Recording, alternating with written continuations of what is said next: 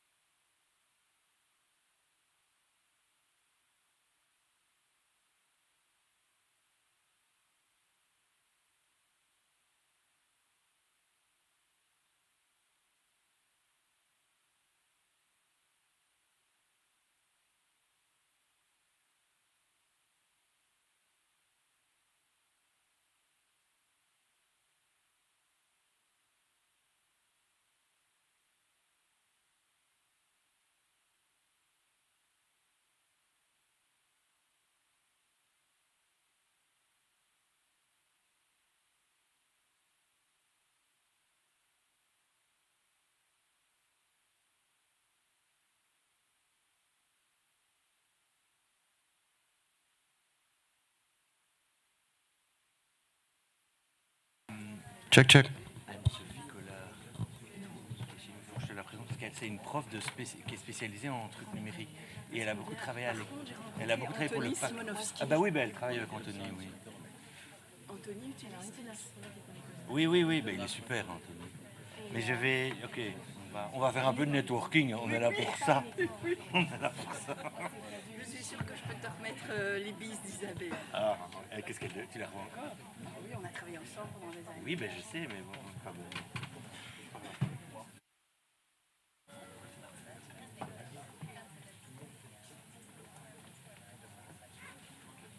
On peut démarrer. Most of the units have international. I think, yes. Good. It seems we can start. At least there are people in the room, and I suppose there are people online as well to follow us for this second part of the afternoon. So I present myself. I am Alain Stroel, a professor in IP and digital law at UC Leuven mainly. And with Patricia Nouveau, my colleagues at UC Leuven, we have prepared those two panels of this afternoon. So we focus on the AI sovereignty issues in the public sectors. We'll have two panels, one focusing on the use of AI tools and we suppose sovereign AI tools in public administrations first, and then the second panel will be devoted to the use of sovereign AI within universities. So there will be some sharing of experience concerning the implementation of sovereign solutions in those contexts, and I think we should start probably with the public administration, with the public sector, before moving to sovereign solutions in the private sector. But before we analyze the implementations within those two sectors, public administrations and academia, we want first to tackle the issue of, at EU level, of how the debate on AI sovereignty is framed, because it has started quite some time ago. It's a hot topic with many dimensions. And to deal with that, we have Patricia Nouveau, who is specialized in international economic relations and, in general, political science. She's my colleague at UC Leuven, and as well Professor Alexandre de Streel, who is professor in Namur, at University of Namur, giving different courses concerning digital law, and he's a specialist of telecom law and competition law, I would say, but he has a broader experience. So that's for the program. We'll start with them. I just want to make two short comments. We want to be realistic. So the questions is how to address the needs of public administrations and universities first. And that's important to have that as the focus. But of course, we should remain sovereign, and that includes additional requirements and constraints that we will discuss. I think we should be what I've called ASAP, as sovereign as possible. Because sovereignty is not something that is binary. It's not that you are sovereign suddenly or you are not. So to be sovereign or not to be sovereign, that is not the question. The question is how to be as sovereign as possible. And that's what we will discuss and see how to implement it in different contexts. And we'll start with Patricia and Alexandre. I think you want to have here the stage, so please take the mic. Okay, that's me, and then that's the question that actually Alain has been put forward to you, and then my objective here is, with Alexandre, is to contextualize a little bit. So Alain has been speaking about as sovereign as possible, but I think this question of AI sovereignty and AI sovereignty in public services has many dimensions, and in the debate it is not clear what kind of sovereignty is necessarily needed or reached for by the different stakeholders. And maybe as the first starting point is to remind that we are talking here about AI, but AI, it cannot be disconnected from a set of technologies, digital technologies, which are supporting the AI development. So when talking about AI, you also talk about different softwares that are enabling large language models to be trained. You talk about chips and compute power that was actually discussed this morning, that you need to, again, develop AI applications, and you need raw materials. So therefore, when you talk about AI sovereignty, and this is the big question at the EU level, is how deep do you go into your objectives of sovereignty? And here, to make it quick, with Alexandre, we were keen on showing you that first of all, there is no convergence about the way this sovereignty should be reached and implemented. And just to give you a big distinction between two visions, actually, in AI and more generally digital sovereignty, is you've got a series of stakeholders that will consider that you need to have an independency approach. And what does it mean, independency approach? It means that you need to actually gain sovereignty in all layers of the digital stack. That's the term that was used a lot this morning. So you try to take each layer and you try to have sovereignty policies at each layer of that digital stack that I've been providing you with the graphic before.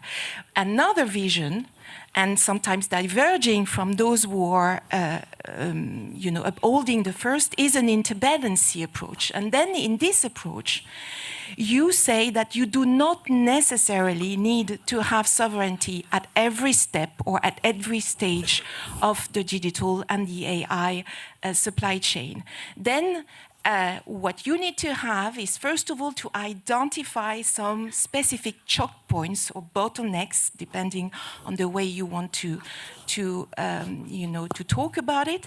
And these choke points is very sensible or security problematic points. Here and there, you need to have sovereignty. It doesn't mean that you need to have sovereignty at every level. It can be, for example, a choke point where you've got only a monopolistic provider and a foreign monopolistic provider, or an oligopolistic one. It can be also related to security or dual use technologies, for example.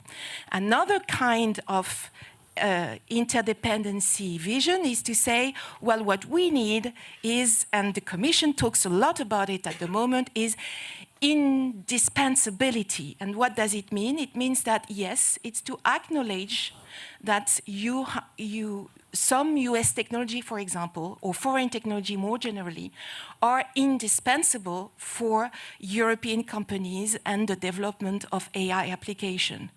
And their vision would be, this is not necessarily a problem if, in exchange, we've got indispensable technology at the European level. So in a way, we will be able to manage our dependency from the rest of the world if we can make the rest of the world depending on us on certain stages of that supply chain.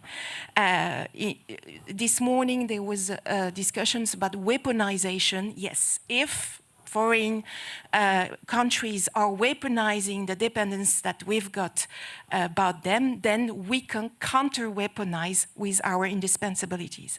Then whatever is the vision that you take, do you an independency vision or an interdependency vision, the next question is, how do you achieve sovereignty? And then I'm going to propose you three categories that Alexandre will illustrate is, and again, some of these categories can be complementary, but some people consider that they are not necessarily complementary and they have diverging visions again about them.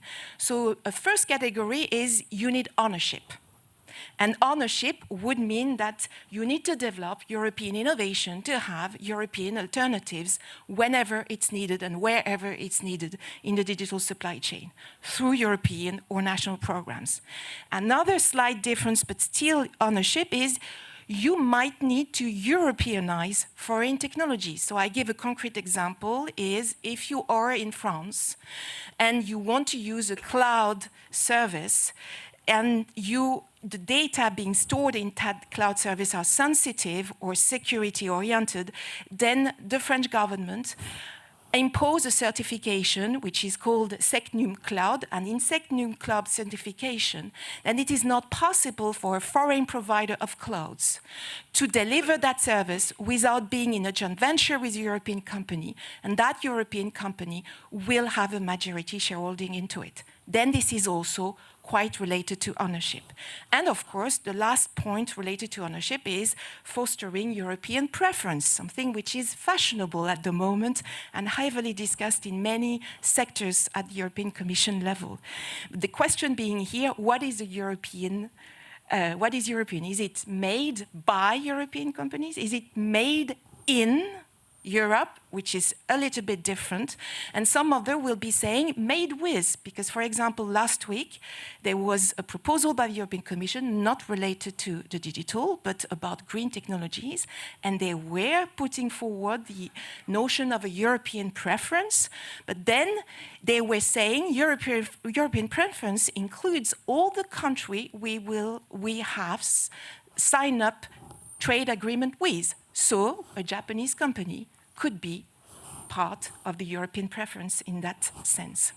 Now, but as you see that they are, this is quite subtle how you define and you decide what is European preference, then you switch to a more territorial vision of sovereignty. And then territorial means that you do not necessarily to have European alternatives to US or foreign technologies, but you are trying to relocalize on the territory some of these foreign technologies. For example, a chip factory managed by TSMC, a Taiwanese operator, could be obliged to relocate on the European soil for more sovereignty.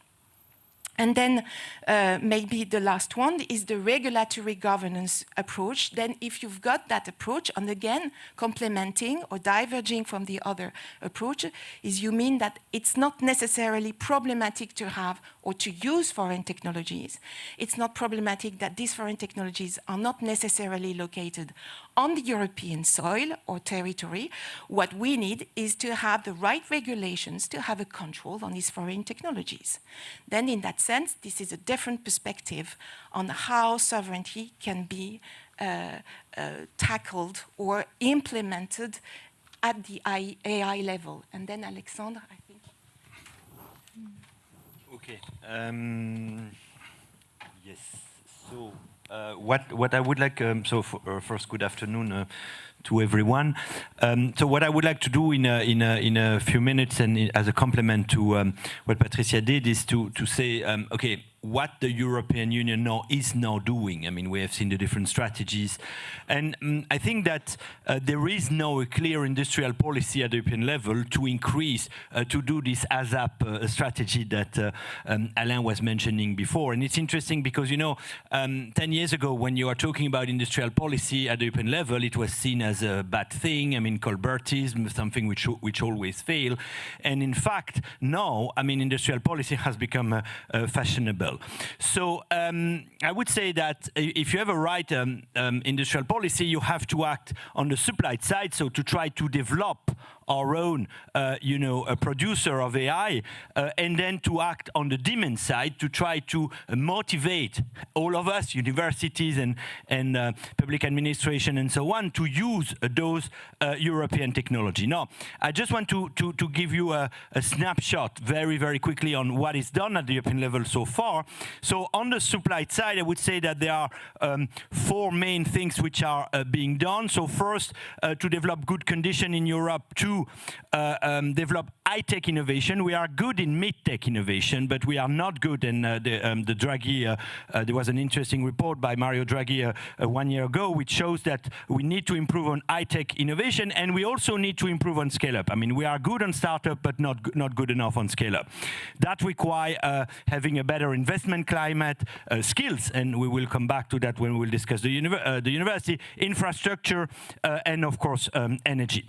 So that's in a way an horizontal level that would help every sector. Then there is a number of actions which are specifically aimed at the choke point that Patricia was mentioning before. And here let me mention 2 laws which have been adopted recently. One is on the CHIP Act to increase the number of gigafactories in Europe.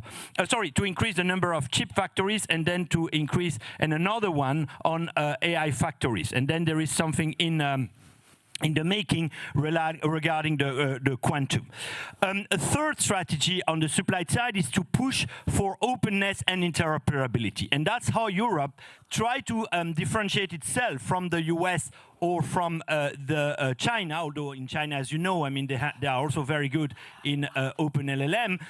But really, there is this idea that in Europe, it's through openness that we come better. And finally, and it was discussed just before, some safety condition on the via the AI Act. And so that's an example of the AI factories, which have been co-financed by the European Union and by the member states. But so you see that they are more and more spreading, all over Europe. But then, if you act on the supply side, that's not enough. You have to act at the same time and in complementarity on the demand side, and to push for the private sector and the public sector to buy those European solutions, And I would say that on the public side, on the public demand, there is, as Patricia was mentioning, a push toward more and more buy European in public procurement. And here, there is a number of law in the making that the European Union is adopting. There is the Industrial Accelerator Act, which has been proposed by the Commission last week, and which is indeed more relating to industry and green. But then, some other laws are in the making and will be proposed in an important tech sovereignty package that the European Commission should adopt in May, where you will have a new law regarding cloud and AI Development Act, here again to push for buy European. And then at the end of this year, there will be a more overall reform of the public procurement, where there, again, the Commission wants to push for more European solution. Now, the question, and that's a question you were asking, but how you define what is European, And here you have an interesting example with the cloud sovereignty framework that the Commission adopted some months ago, where the Commission come with a number of dimensions which they say if you score well on those dimensions, you are European, Strategic sovereignty, legal and jurisdictional sovereignty, data and AI, operational supply chain, technology, security, and environmental. So, the Commission is trying to operationalize, if you want, what it means to be European. And finally, in terms of public demand, here, of course, it's much more complicated to force a company to buy European. I mean, you can do that for a public authority. But what you can do is two things, I think. First, to increase awareness on risk and alternative solution. Risk of having a European or a Chinese solution, if there is the famous kill switch, you know, if tomorrow President Trump asks to AWS or to OpenAI to stop furnishing one public administration, and there has been example of it, so it's not completely science fiction. So to be a better aware of the risk of using non-European solution, and then also, you know, showing that there are some alternative solution. And so there is another very interesting project which has been launched by a number of European companies, which is called the Eurostack. And there, you know, if you go to their website, they have done something which is very good, I think, is they show you what are the alternatives, you know, and this is a screenshot of that part of the website, you know, for every type of infrastructure or digital service, they say, okay, what are the main US solutions which are used, but also what are the alternative European solution. And the second thing, of course, is first you have to be aware and you want to change, but then you have to facilitate switching, you know, because if you are with AWS or if you are with Microsoft Azure, it's not easy to move, or if you are with a certain LLM, it's not necessarily easy to move. And so what we have now more and more in European law is, you know, obligation from those American firms to facilitate the switching from the user, business user, and user to an alternative solution. So I would say, and I will finish with that, you know, I think there is no prise de conscience, if you want, at the European level that we need to be ambitious on our industrial policy for AI, but for all the digital stack, because as the previous panel shows, you know, the future of a civilization will depend to some extent of who will control AI. Thank you.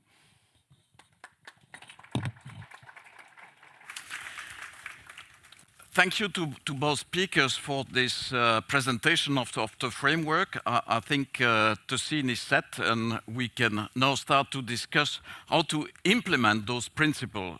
So I will invite the members of the first panel to join, and while you do that, I will first of all thank the team, Nathalie Ackermann, Adrien Pouls, and the others for organizing and for having accepted us for those two panels. I think it's nice to be able to share some views. Sovereignty is definitely something that is discussed in universities, but as well, of course, in public administration. So for this first panel, we have three speakers, and I think they are all female, so at the end of the day, I think we have 5-5 for the panel, so I respect what was, I think, pushed forward to have some kind of balancing. We'll start with Saskia Lensing, who comes from the Netherlands. Saskia is product manager with the Dutch Organization for Applied Research, as you can see. Then we will have, it's not exactly the order that you can see on the slide, we have Maria Chiara Properzi. She comes from the Center for Cybersecurity of Belgium, and she will focus on the security issues, of course. And then, because we want to have the European viewpoint, we have Malgorzata Nikowska-Gosia from the AI office. So, Saskia, you have developed the so-called GPL.NL. What is it? Can you tell us a little bit about the experience? Because I think sharing experience is important in terms of sovereignty. Yeah, absolutely. I forgot my notes, so I'm just going to use my phone not to check Instagram, no worries. No, but thanks. Thanks for the invitation, and thanks for sharing our story here. We are developing our own sovereign Dutch-English large language model. So we received funds from the Ministry of Economic Affairs over 2 years ago to build a sovereign large language model, and why generative AI is here to stay. It's key technology. It's super important. It's going to have an even larger role in the coming years. And we thought it's really important that we are able to build these models ourselves, so really have the knowledge on how to do it, but at the same time also develop models within our own ethical and legislative contexts in a way that we think is best going forward. So we really wanted to show what is possible if you respect copyright, if you respect the GDPR, if you respect the European AI Act.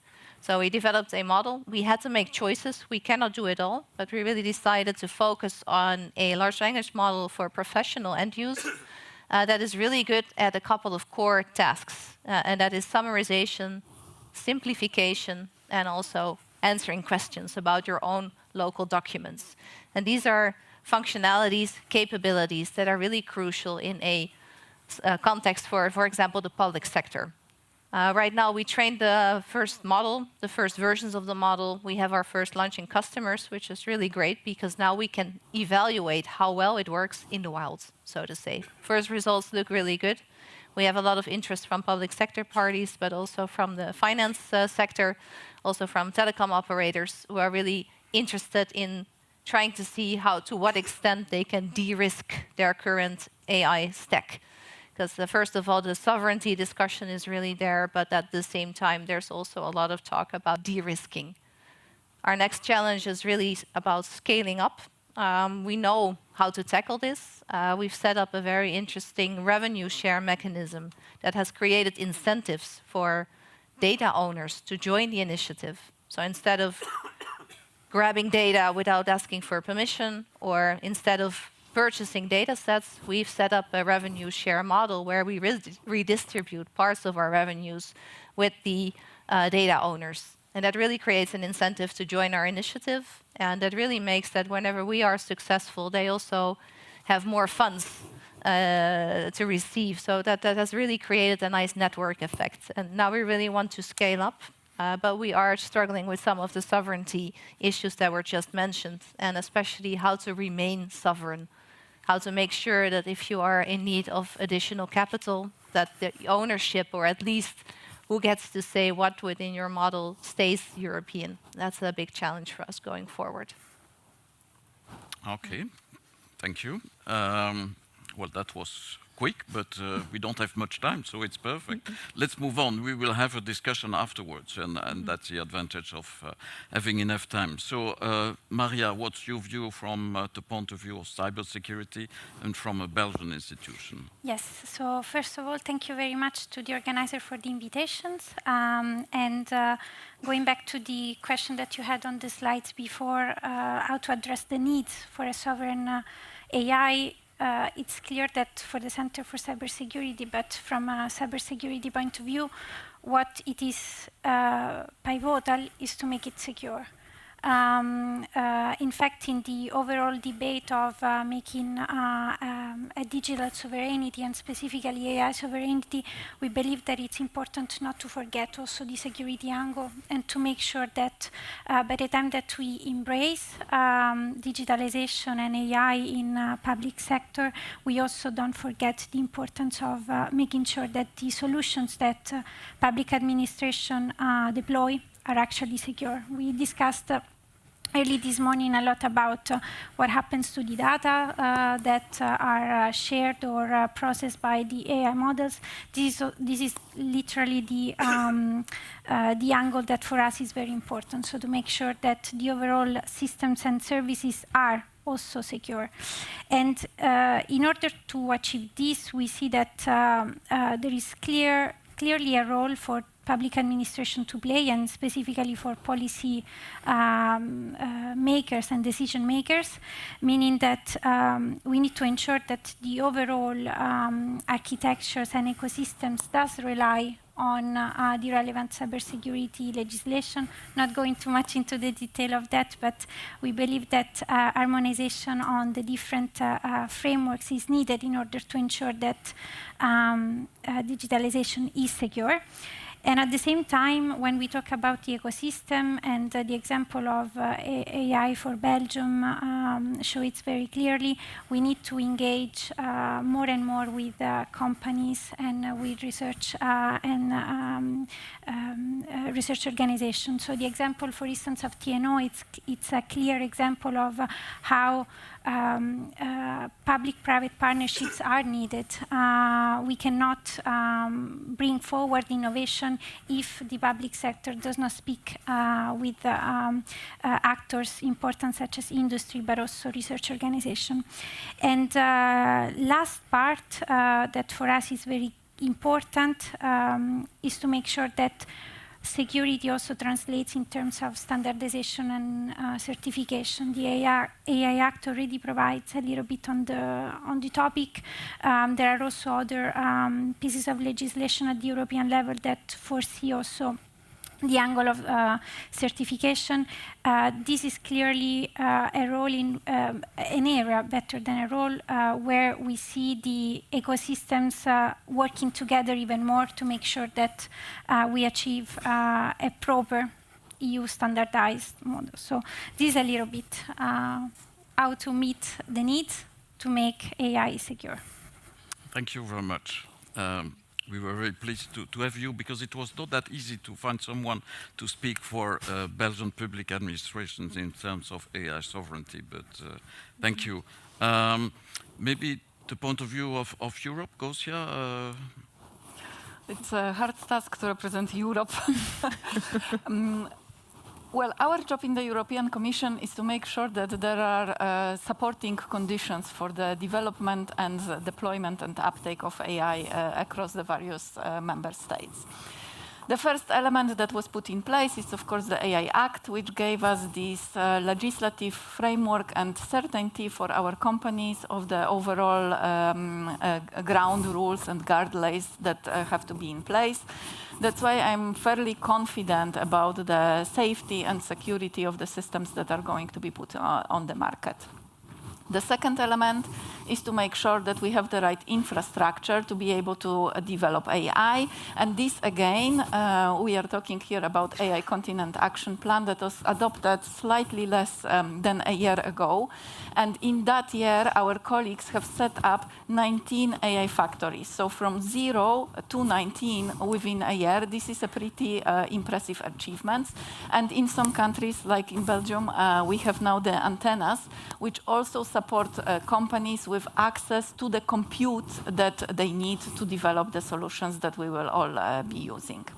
And the last element of this puzzle is Apply AI strategy, which we adopted in October last year, and which looks at this mentioned by the previous speakers, the supply and the demand side.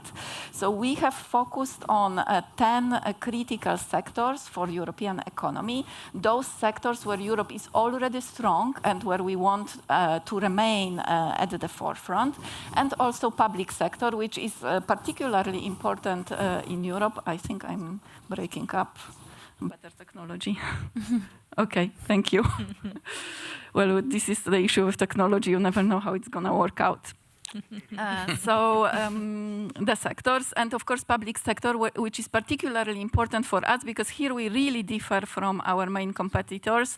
The importance of public sector is much higher in Europe than it is in US and China, and it of course has also the impact on how then the citizens and companies are taking up the technology. And for that, in Apply AI strategy, we propose the AI first approach. AI first doesn't mean that that AI should be used for everything or to replace common sense and normal procedures, but it means that when a public administration or a company is facing a strategic decision, they should ask themselves whether an AI solution could not be put in place. Why? Because it is much more difficult to implement AI on legacy systems. We all see that. But when they are doing something new, they are doing something from from scratch, this is the moment when AI can bring the biggest benefits. And for that, we also have a number of support tools, including AI on-demand platform, which is a platform available for anybody to find out a solution, an AI solution that can be deployed and which in most cases has been made in Europe. So here we come to this sovereignty angle and to the element that was highlighted before. Sometimes we just need to be aware that an alternative exists. And here Europe is really very strong. We are very good at the application layer, and we need to push on that angle to really lead the race on AI. Thank you. So that's the first round, quickly done. Just to dig a little bit more and to start with Saskia again, I mean, in the process of developing GPT-NL, I mean, what were the discussions you had, and how did you have to decide about the strategies, for instance, in terms of data scrapping? Because, I mean, the big US companies developing those systems have not always been very, I think, compliant with the law, and not always ethical as well in terms of how much data they were scrapping all over the place without taking into account, I mean, data protection, copyright. So how did you deal with that without blocking the process of developing a new tool? Yeah, that's an excellent question. And in the beginning, we really had this first very strategical question. Are we going to do continued pre-training or build on top of an existing large language model, or are we really going to start from scratch? And we decided to start from scratch so that we know for sure what goes into the model and that whatever we put into the model has been lawfully collected, acquired, etc. But this is also a big risk, right? You can build on top of existing models and yeah, you have a really strong foundation. However, we think that that foundation is rotten because of all the issues and the concerns that we currently have. There's security concerns, there's copyright concerns, there's privacy concerns. So we really decided to start from scratch and see how far we can go. The good thing about working for a research and technology organization was that we were able to take that risk. If you are a startup, this is a risk that you probably don't want to take. You want to make sure that you have a model that is performant enough and will be able to sell.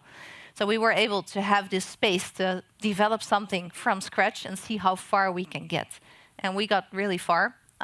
We've also been quite successful in raising the awareness. And we see now with the current geopolitical debates that there is a lot of interest, at least in the Netherlands, for GPT-NL and the way we approached it. And what is really quite nice is that we've shown that you can actually build a fit-for-purpose large language model if you don't without breaking the law. I think that that's a very important message. You don't need the huge amounts of data sets and the huge size of current large language model to perform very useful fit-for-purpose tasks. If we think about, we're now working, for example, with the Ministry of Internal Affairs. We're helping them to simplify letters to citizens. Oftentimes, these are very complex letters, hard to understand. They have people that translate these letters to a B1 level type of text. And AI can actually support you in writing that. And now we're testing out, and we've developed GPT-NL specifically for simplifying letters. There's also lots of reports, lots of very interesting documents. I mean, we're writing a lot of documents together. I think you're also guilty of that. And unlocking information out of that. That is exactly what we fine-tuned GPT-NL for. And you don't need a huge model to have a model that can actually do that. So that was an important lesson. So we really looked at what is possible. And another one was really making sure that you create incentives for follow-ups, create incentives for data owners to join the initiative. Okay, thank you. And among the lessons learned, because we are focusing on that, so there was no real problems in terms of the development, as I understand. But now for the scaling, I mean, that's the other issue probably, and there maybe you don't have the answer yet. we're looking into it. So the thing is, we need a lot of compute if we want to scale up. Well, fortunately, and we are very happy that we have the AI factories. We're very happy about all the Euro HPC infrastructure that's already there. So we see a lot of potential for subsidized compute. This is great. This is amazing. We need lots of talent. I mean, this is a challenge, but we have very good universities here in Europe. So there is lots of talent here. But what they need is a very interesting perspective. Another thing that we need, two other things. One is data. We need lots more data. We think if we have a amount 10 times more data than we currently have, we can really go for the next model. Right now, we have a ChatGPT 3.5 grade model. So that's really back in the first days of this boom of this technology. We want to go towards a ChatGPT 4 grade model, which is something that is currently underlying lots of different applications. For that, we need 10 times the amount of data. And we think that we can scale our approach up because we know the protocols, we have the filters, we have the connections, we have the incentives. So we believe we can pull this off. But the last one, that's capital. That's going to be complicated because if you look for capital to realize these technologies, then ownership becomes a problem because an investor typically wants to move towards an exit of your company in order to get a return on investment. So we're looking very much into stewardship-owned models, mission-locked models, where we can still collect capital, collect investment into the initiative in order to scale up. We don't need that much if you look at the whole money that's ongoing in this world. We think we can make do with about 180 million. Much of that capital is actually compute, so that could be an in-kind contribution. But then on top of that, you still need capital. And that's something that we're struggling with currently, given the boundaries that we set, because it needs to stay and remain sovereign. Okay, and so, I mean, probably to scale, you have to develop a solution that can be used not only in the public sector, but in the private one as well, so that scaling makes sense. But was it easy to find use case that can be, I mean, the best ones for the public sector and as well the private sector in designing the tool? Well, it really helped that the public sector in the Netherlands is really positive towards this initiative, and they've really helped us shape and design the requirements of such a model. So what is really needed? If we really peel it down to the essential capabilities, what is really useful? And it was quite clear that summarization, simplification, and retrieval augmented generation. These are the key functionalities, and they really helped us, and they're thinking along because they also really want to make this into a success. And interestingly enough, we did not expect this, but also the private sector is quite interested and just wants to see if they can have an alternative next to their US AI stack to de-risk. So they're also very much willing to invest and look into it with us. And the last question for you, is there a strategy to move then beyond the Netherlands, or that's part of it as well, or to offer it to other public administrations in Belgium or in Well, that would be a very logical first step because at least in Flanders, people also speak Dutch. So that would be very interesting. The model can also use English, which might be very interesting for lots of public administration bodies across Europe. But indeed, when scaling up, we need to make sure that it can also deal with lots of other European languages. Okay, so you might be contacted by some people into. Yes, please. Maybe. Yeah. Okay, let's move on to security issue because it's an important part of sovereignty, and I think it's interesting to have AI. AI creates new threats, probably new risk, but as well some advantages or solutions. Can you tell us more in terms of dealing with the security issues in a sovereign way? So I'm not going to say anything that surprises people, but definitely AI, as much as helping citizens, is also helping adversaries. So in terms of the threat landscape, we have seen a rise in AI-powered type of attacks. Right now, the types of incidents that we can see and the types of attacks are getting more and more sophisticated. That is very difficult for a citizen to understand if an email is a phishing one or not. Before, a couple of years ago, it was enough to just say to the person, read carefully the email or look at very carefully the image, but we see, and I believe that everybody has realized that the AI is getting so good at it that it's very difficult to now understand from a quick glance if we're talking about an attacker or not. But at the same time, it's also important not to just focus on the threats. We have heard this also before. AI poses risks. It does make it easier for attackers to attack and to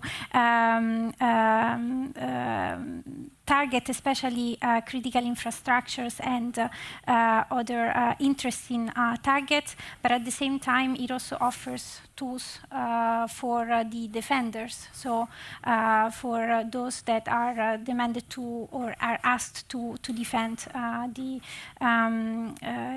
critical infrastructure. In this sense, we see more and more also how to use AI for offensive purpose in a way. And at the same time, what we are trying to do at the level of the Center for Cybersecurity is also to try to use as much as possible AI also to get better at doing our work. For instance, for those in the audience that are Belgian, and I think that the majority are, we have the Belgian anti-phishing service, the BAPS. It's one of our key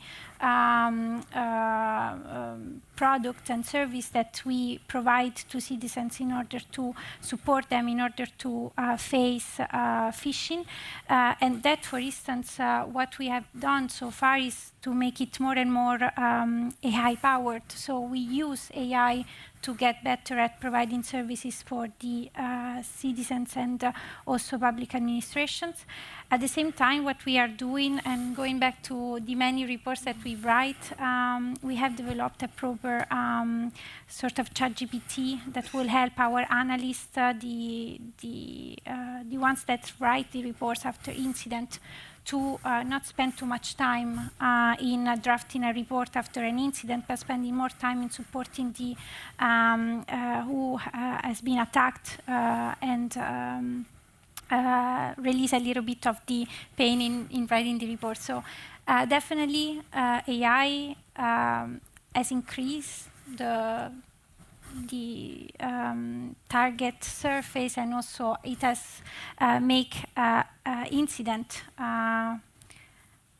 more powerful, but at the same time it's not the end of the world. We need to see also the look at the breadth side of the angle, and we need also to understand how AI can support the public authorities that are then they are there to defend and to protect citizens, but also other important actors such as public administrations. Thank you. So concerning, I mean, sovereignty into the security sector is probably something that you cannot conceive without some kind of public-private partnership. How do you see those partnerships in the field of security? Definitely, without entering too much into a political discourse, because at the end of the day, every time that we talk about Buy European, it becomes also quite of a complicated issue, considering what we have heard about the lack of true players, let's say, that are in Europe. But definitely, examples like the one of TNO shows that we have talent, we have companies, we have research institutions, universities that are there and are trying to build substitutes to US or other third country providers that we should try to promote as much as possible. We we can't single out or immediately say, as speaker said before, we cannot immediately say we are not going to use US or other countries' providers because we will not have immediately alternatives, but we can definitely start to build alternatives by means of investing in public-private partnerships. And this is also good that we see that is also something that at the European level is more and more promoted. Thank you. And maybe as we speak about the European level, what are, Gosia, I mean, the best use case in integrating AI tools in public administrations in Europe? You have an overview of maybe not the best, but because it's probably touchy for you to say that some countries have been better than others, but some good examples, not the best ones, some examples that are interesting for Belgium, for instance, and that might serve as a template or not. Actually, many European member states are now looking at creating their own linguistic models. That's one of the reasons linguistic diversity is also our strength. But it also pushes countries to create something on their own. For sure, Poland, my own country, but also Germany, also Hungary. They are looking at creating their own models to have this type of GPT service like the Netherlands. So this is a development that we are observing with interest, and almost everybody faces similar issues, including the access to data. And this is actually quite interesting because for some languages there simply is not enough data, even if everything was digitized. So this is an aspect that is being considered, but it is not the only use of AI that administrations are doing. Actually, we have a great place called Public Sector Tech Watch, where everybody can see all the great examples of use cases in the public administrations across Europe, and almost 80% of all those use cases concerns AI. And many refer to similar needs like report writing, simple text, summaries, this type of, let's say, very administrative and kind of daily work support. That includes, for example, German public administration, but also in Spain, also in the Netherlands, as we have just heard. But there are also more and more use cases that support decision making.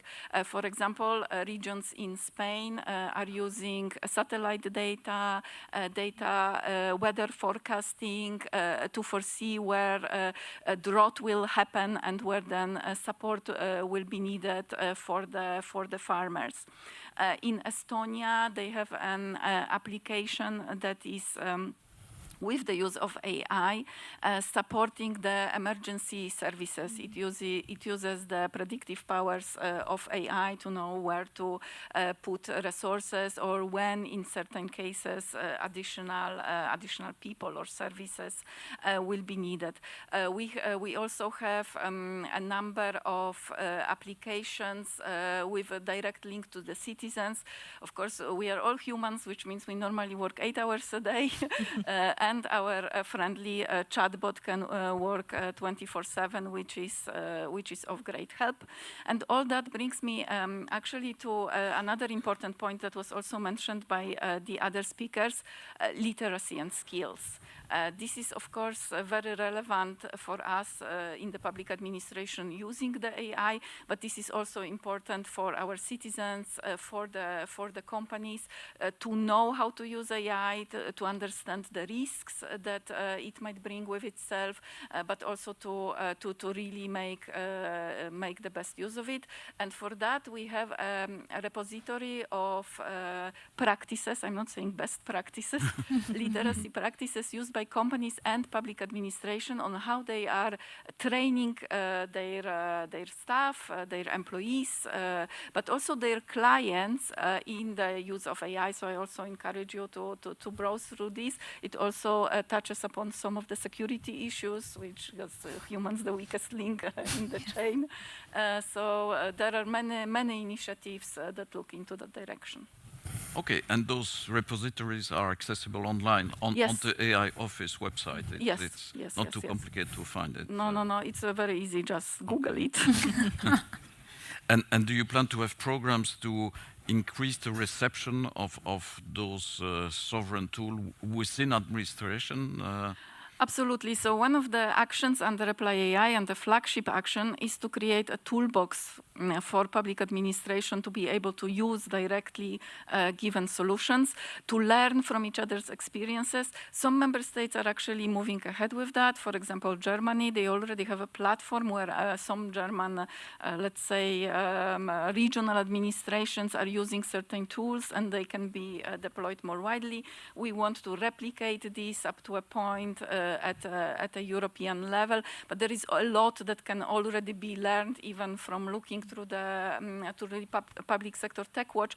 You find there the contact people, so you can contact them to find out more whether a given solution could be redeployed in another place.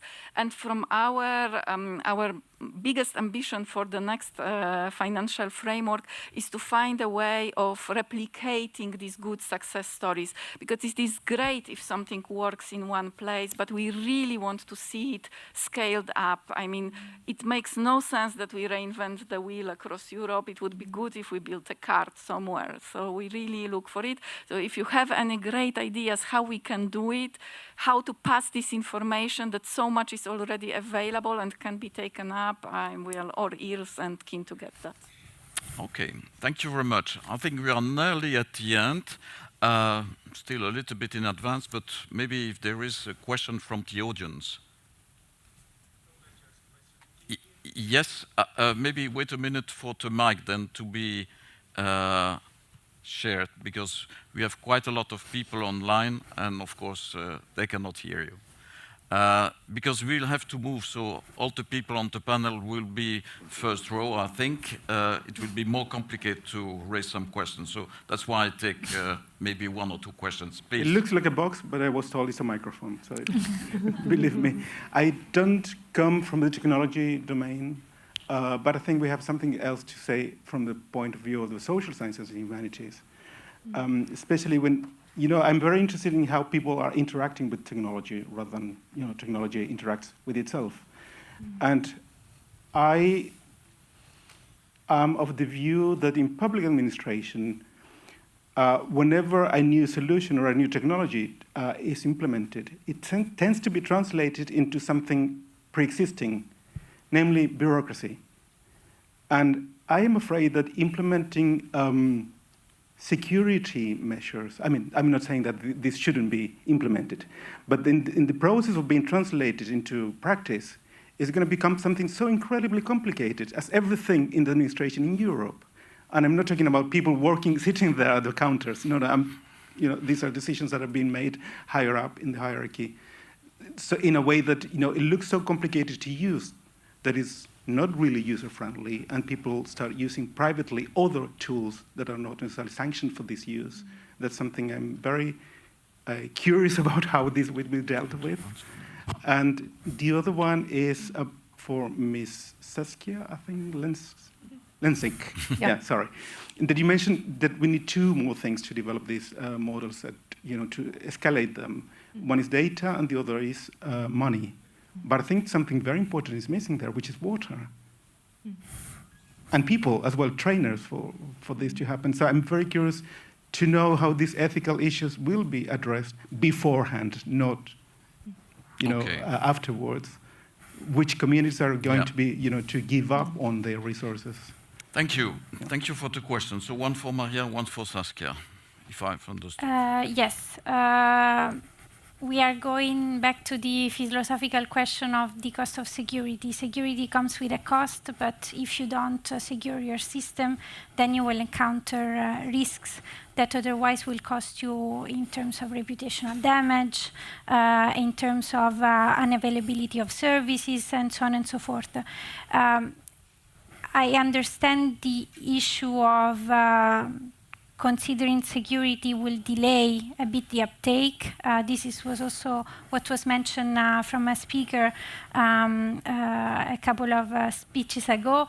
But at the same time, it doesn't mean that because it delays the process or the uptake or the deployment that we don't need to consider the security of the systems and services that we put in front of the citizens. Especially because sometimes we are talking about software services that are actually used by everybody in this room. It's not just about public administration. It's using a tool to translate a text or to have an easier approach to public administration when you don't speak fluently a language. So I believe that while the cost of security might be high at times, it's not the justification not to consider the importance that having secure systems, secure services, to avoid to encounter then other type of cost. So it's a little bit of a death. Yeah. Okay, thank you. And Saskia, on to the second question. Yeah, so you said that we need 2 things. We actually need 4. And the last 2 really relate to the points that you just mentioned. So indeed, we need more data. We need capital. But there's also 2 other things we need. First is compute, and that relates to your water question. And the 4th one is really the people, the talent. And that also touches upon the point that you just mentioned. So let me start by the people. Yeah, we need talent to work with us. At the same time, we also need to consider the impact that this technology has on people. So how do you involve the eventual end users or the people that are impacted by that technology? And that's a very crucial question. A very silly answer would be we cannot do it alone. It's very complicated, so you need to work together. First of all, with public sector parties that are looking into adopting this technology. They have a form of responsibility in thinking how they use AI in their processes or whether they want to use AI in their processes and how it impacts other people. We as model builders also have this responsibility to start to think about the impact. And that's actually a very complex and interesting field. So AI security is very important, but also your bias, your mitigations, your impact analyses, etc. So we're trying to work with lots of different partners there. We're currently working with a civil society organization that helps us organizing roundtables to actually talk to different representatives from different parts of society. And at the same time, also working with our clients, trying to understand where the technology impacts. But we need to understand that it's an ongoing effort because you're never done. And you need to keep on reconsidering and looking into it. It's very complex, but it does not take away the responsibility because it's so complex. So I think that's the crucial point you're making. When it comes to water, I was mentioning compute. Well, fortunately, we have this great infrastructure now in Europe with all the AI factories, which makes access to compute a lot easier. But indeed, it also causes a lot of CO2 whenever you use compute. And so that is indeed an ethical challenge. To what extent do we think it's reasonable to use this compute to create yet another technology, considering that it also has a negative impact on the environment? And there we think, so our mandate is creating a strong alternative for a generative AI model. However, we're also very much aware of the fact that it has a negative impact on the environment. And I think the best thing we can do is be very transparent on how we train it and how much CO2 is being emitted because of the activities that we're developing. Although the whole supply chain of AI is super complex and it involves much more than just the pre-training phase. But it's quite hard. There's this Atlas of AI book that I highly recommend that also kind of ties apart all the different parts of the AI supply chain that are actually quite damaging to our planet.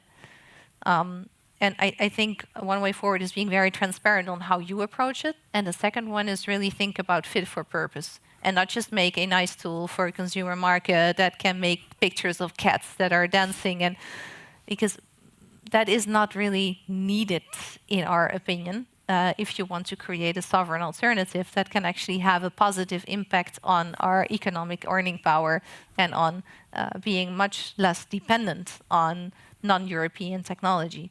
So it's a balancing act, basically. And yeah, the only thing we can do is try to limit ourselves to something that is fit for purpose and be transparent about it, but also open for discussion. That's okay, I think thank you very much for all your comments and for the discussion. I think it's time now to close the first panel. So thank you very much. I think we have to, or you at least, you have to give the mics to the members of the next panel. So there is a kind of shift issue here. It's maybe a pause, but we'll start in a minute, I think, when the mics are installed with the second panel. Thank you very much. Okay.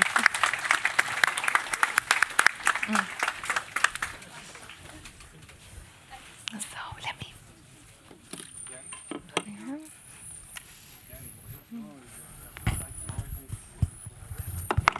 Celui.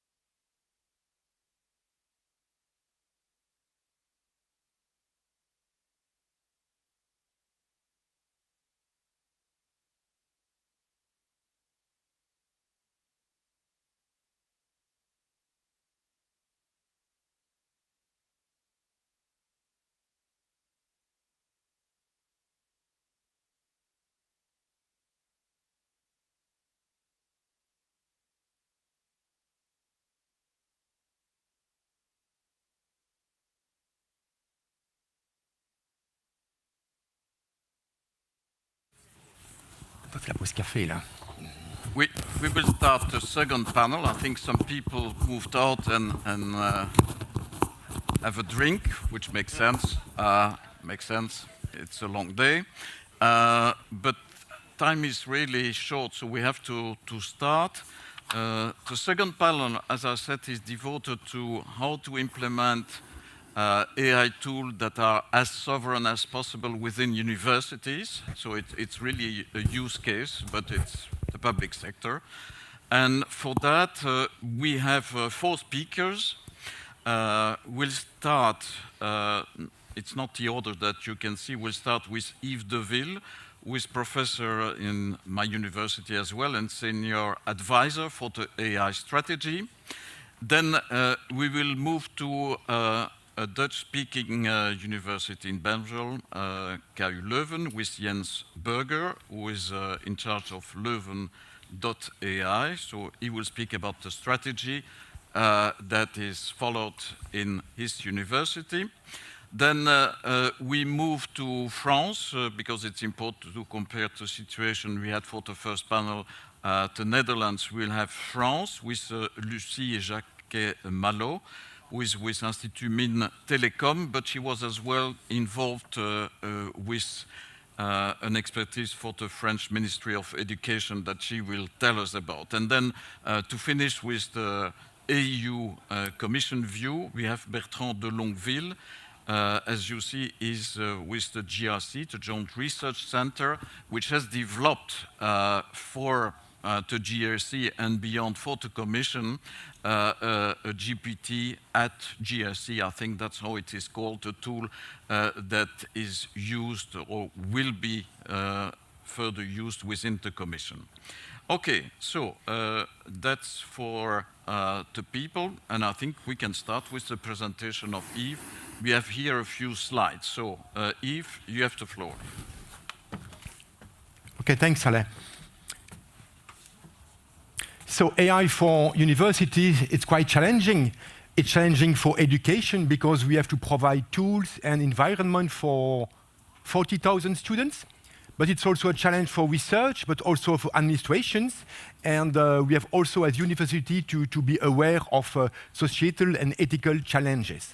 So at UC Leuven, my rector is coordinating a strategic plan, a global strategic plan for university. And one of the chapters is on generative AI. So which is nice that university is really aware that AI is very important.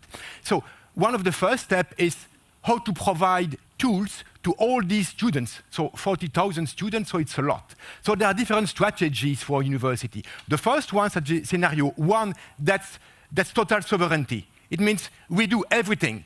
So we build the model, we have the infrastructure, and so on.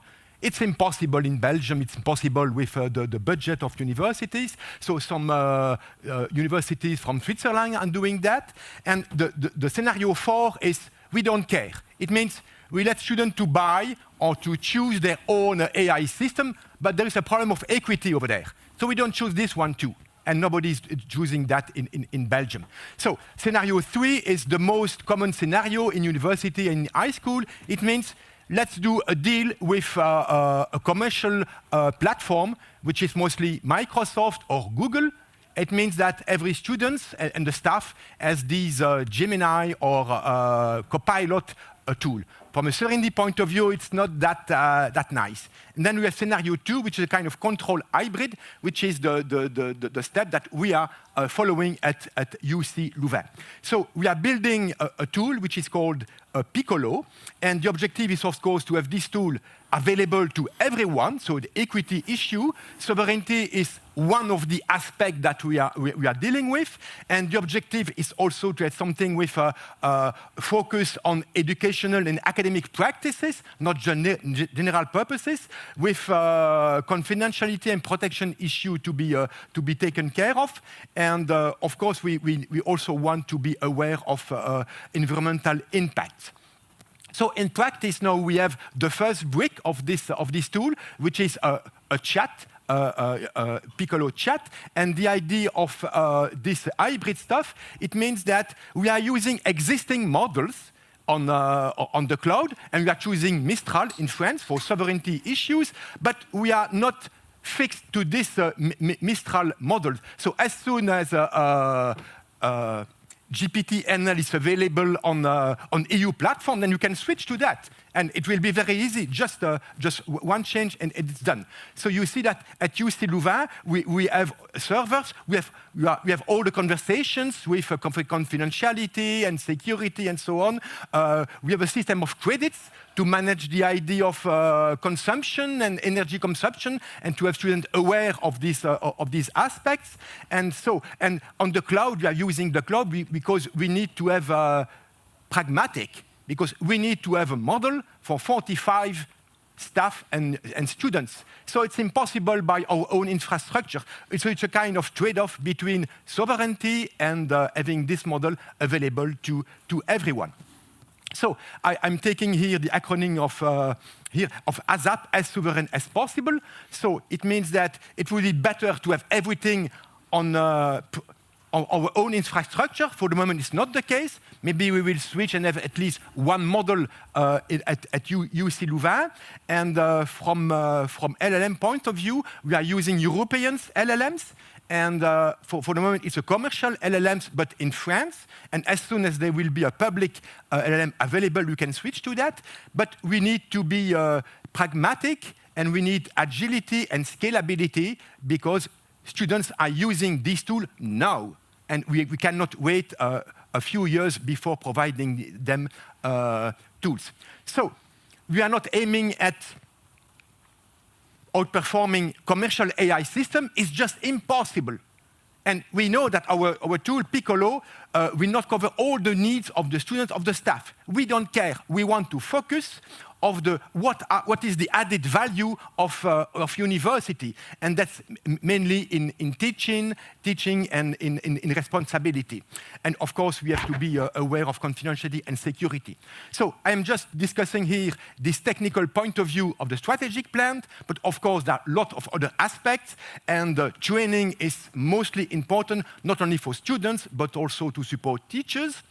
And okay, so if we want, what is the academic value? So for example, this is one example. So a professor will be able to upload teaching materials in a kind of database, okay, internal to university, and then students will have access to this database to ask questions, and answers will be extracted from the database and given to the LLM, which will provide a response. So that's using LLM, but with on a specific database and not just inventing answers. So what is called the RAT technology, so that's what we intend to implement.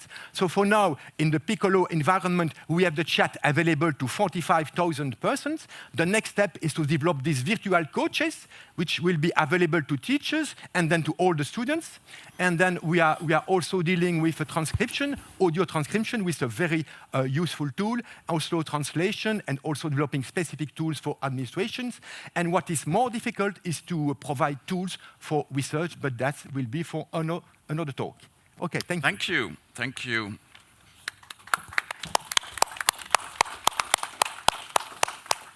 Thank you, Yves. But speaking about research, I think that's what Jens will focus on now with the KU Leuven strategy. So Jens, you have the floor, and you can guide as well the PowerPoint. Okay. Okay, so I'm Jens Burger. I'm the manager of Leuven AI, the KU Leuven Institute for Artificial Intelligence. And before I actually start with my comments, I thought I will reiterate some of the things that were said before, which are also basically at the core of our beliefs, of our strategy. So two things stood out. The one was the fit for purpose. We totally agree, which then also is the second point. We don't need the largest models for everything, right? So, and there we're already active as well, that we can deliver quite good value to colleagues with reasonably sized AI models. So in the center is AI strategy with a dashed line. So that's basically the dashed line should indicate that it's an ambition at the KU Leuven level. That strategy is not yet fully worked out. But we have some insights in the core components that will certainly co-shape such a strategy, of which I will highlight four. So on the infrastructure level, here I would divide between research and KU Leuven as a whole. At a research level, infrastructure is managed along a 4-tier system. So at the first level is infrastructure or compute that is managed by individual professors or labs. They're responsible then for that themselves, and there's mainly the big computer vision bioinformaticians groups that invest in large infrastructure. Then at the second level, we have high-performance computing infrastructure at KU Leuven. Then the next level is the Flemish supercomputer, and the fourth level would be the Euro HPC. So that's basically the resources available to research. At the KU Leuven level, we're then talking about education and administration that will eventually benefit from, for example, large language models, but potentially also a wider range of AI approaches.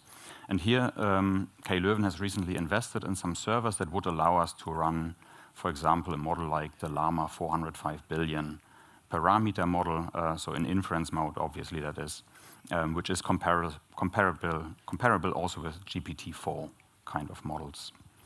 So here the aspect of sovereignty in terms of infrastructure is that we will still depend on hardware. That's not something that we could change, but we are making ourselves slowly independent on cloud providers, at least for generic use. And that's the second aspect I want to mention is tool development on top of the infrastructure that we would have. And the dividing line here I would draw versus cloud and local.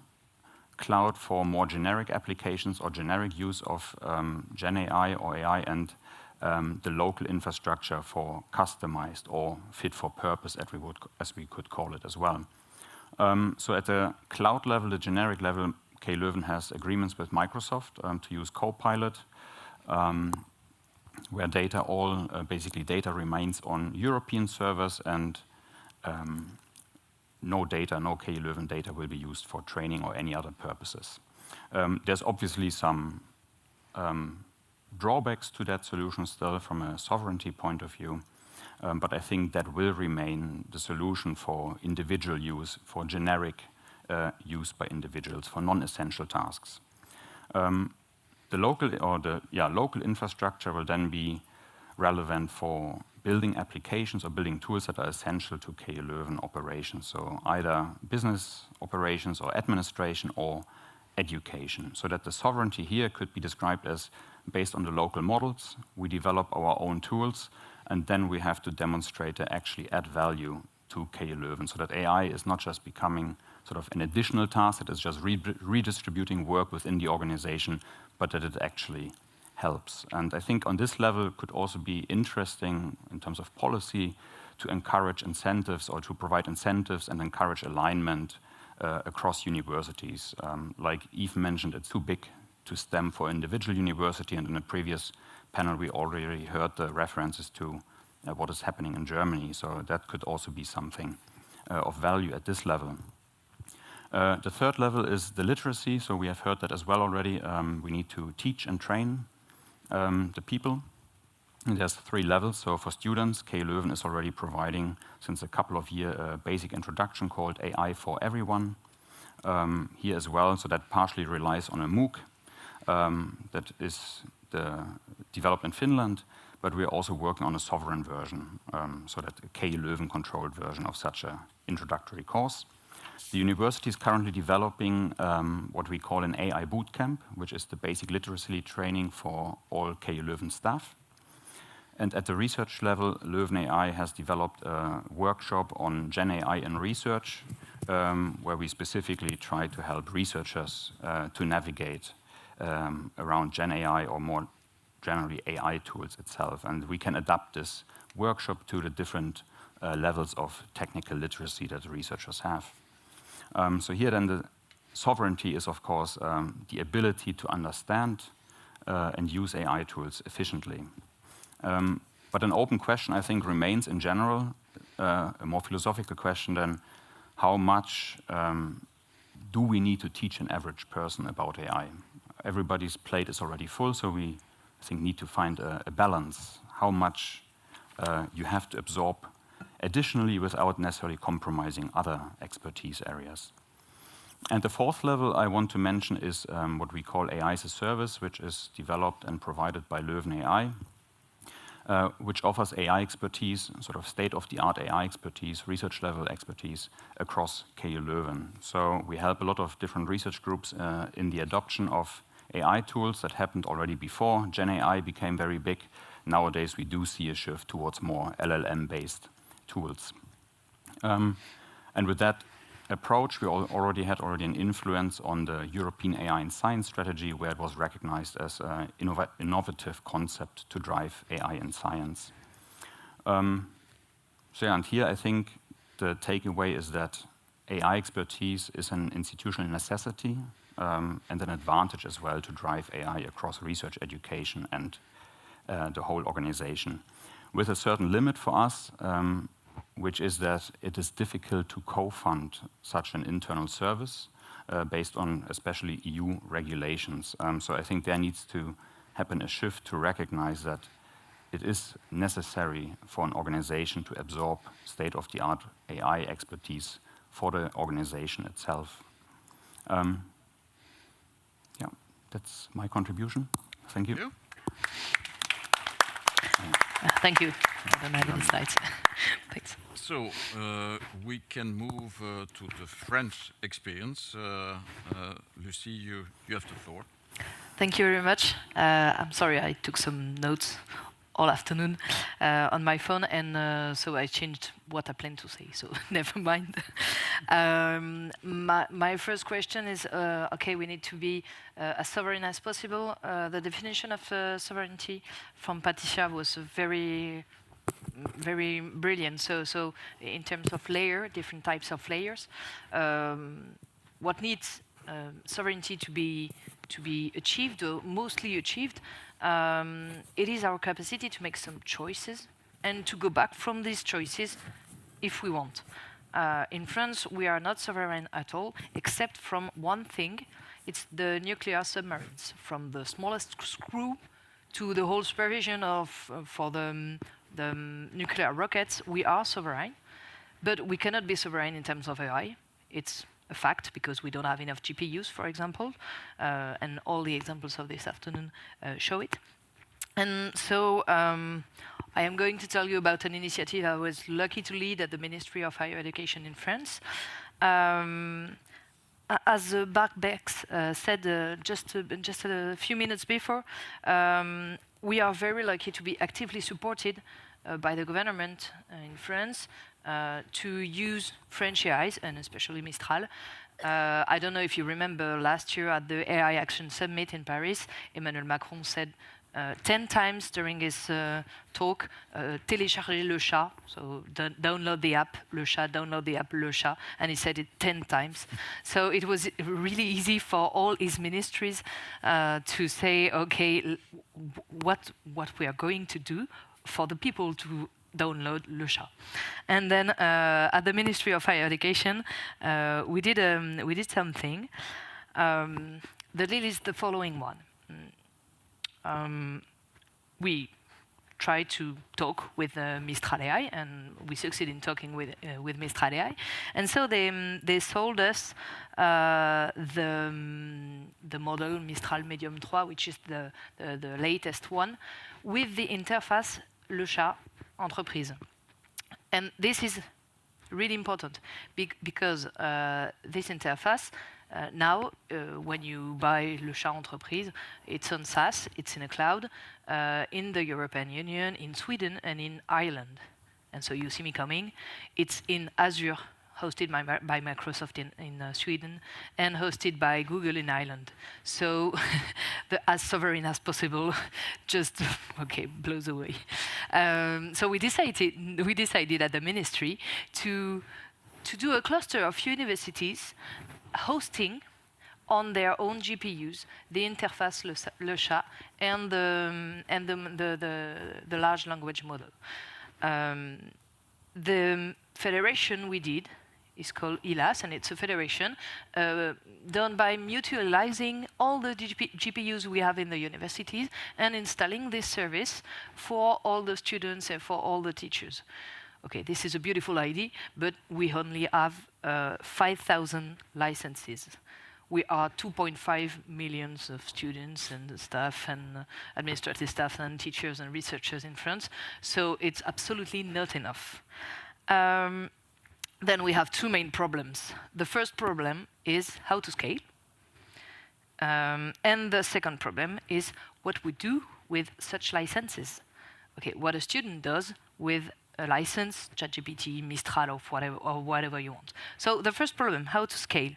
As Saskia and Jan said, scaling is not achieving huge amounts of data. It is not the problem.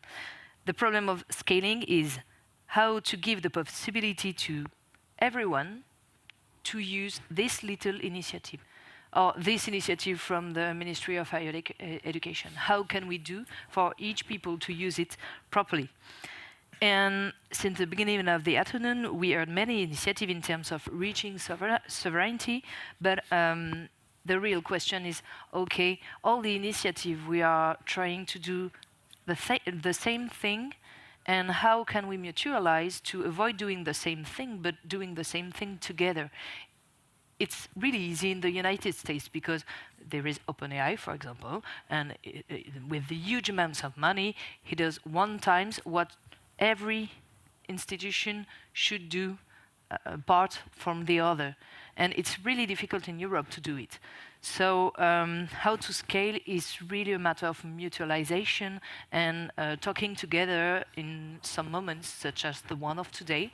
So it's really important to not to do the same thing that we did before, yes, and just to go ahead. And the second issue is, what should we do with such licenses? Of course, if we want to replace all the use of ChatGPTs of the French student, of course we don't have enough GPUs. But that's not the problem. We have to rethink about what are how students use ChatGPT. And I have 2 examples for this. The first is an example of Eve, the use of a generative AI for teaching. For example, we set a use case about putting a RAG on a Moodle page to answer some students' questions. And the thing afterwards is why the students would go to this chatbot more than to ChatGPT. And we have a huge problem of formation, so how can we give the students the need to go to this chatbot? Because this chatbot is based on a RAG, and the RAG is based on resources from the teacher and not resources from whatever, from we don't know, we don't know where. And the second use case, it's in research. When a researcher wants to publish some articles, sometimes he gets some help from ChatGPT. For example, if he's not like me, if he's not native in English, to improve his translation, he will set his article to ChatGPT, and this is a huge problem because in terms of sovereignty and in terms of ability to share the research which is not yet published. And this is really important because the US and the Chinese researcher did not wait to use AI to write their articles, to review their articles, so we have to get there. If not, we are not anymore in the competition, and that's the strength of EU. It's the quality of the research, more than anywhere else. So we really have to deal with this question. RAG is a solution, but it's not only the solution. There are solutions in deep research, in agentic AI, etc. So at the Ministry of Higher Education, we gave the possibility to 5,000 people to use Mistral, Le Chat Entreprise, but it's not sufficient enough. We also set cluster of 80 use cases, concrete use cases, and each university could deal with 1 or 2 or 3 use cases and share what it did about 1, 2, or 3 use cases. And afterwards, we go together and we meet together to act mutualization. What is the data between this use case? Does this use case need entirely sovereignty? Or if the data is not sensitive at all, maybe we could use a not sovereign AI because it does not matter. not all of the 80 use cases need full sovereign AI, and that's a good thing because we cannot reach full sovereign AI. But for 30 or 40% that we need, we can have a solution at home with our own GPUs if all the university mutualize into this federation. And so that could be an answer to how to scale. Thank you.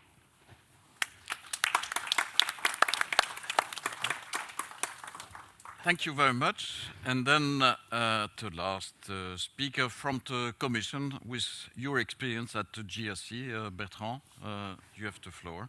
Thank you very much. Indeed, I'm closing the loop because the experience that we call GPT at GRC is very, very similar in nature to what UC Leuven has done with Piccolo. So it's always reassuring when you on the same, with the same constraints and the same premises, someone builds something similar. So that means that we are both right or both wrong, but I think we're right, Yves.